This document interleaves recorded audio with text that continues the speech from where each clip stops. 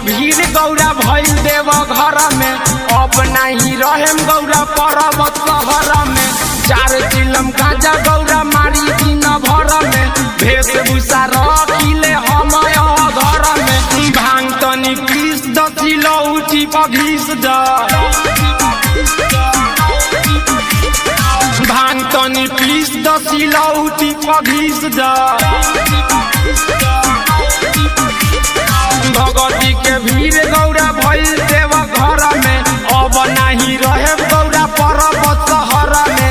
4 चिलम गांजा गौरा मारी दिन भर में, वेशभूषा रखिले हम घर में। भांग तनी पीस द सिलौटी पर घीस द, भांग तनी पीस द सिलौटी पर घीस द।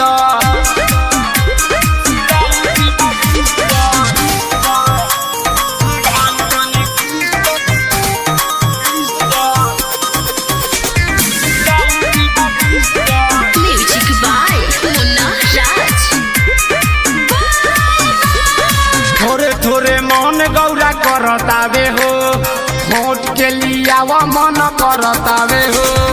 दूर के लियावा बड़ा दास नहीं के हो, 1 लोटा घोर दना जाई गौरा घोर। भांग तनी पीस द सिलौटी पर घीस द, भांग तनी पीस द सिलौटी पर घीस द। भगवती के भीड़ गौरा भइल देव घर में, अब नहीं रहे गौरा पर्वत शहर में। 4 चिलम गांजा गौरा मारी दिन भर में, वेशभूषा रखिले हम घर में। भांग तनी पीस द सिलौटी पर घीस द, भांग तनी पीस द सिलौटी पर घीस द।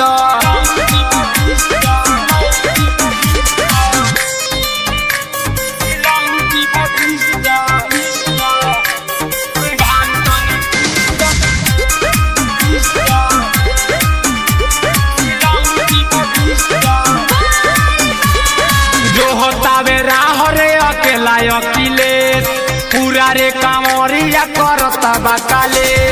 चंदन चंपारण बारन साथ में नु हो, ले ले बारे कांवर अपना हाथ में नु हो। भांग तनी पीस द सिलौटी पर घीस द, भांग तनी पीस द सिलौटी पर घीस द। भगवती के भीड़ गौरा भइल देव घर में, अब नहीं रहे गौरा पर्वत शहर में। 4 चिलम गांजा गौरा मारी दिन भर में, वेशभूषा रखिले हम घर में। भांग तनी पीस द सिलौटी पर घीस द,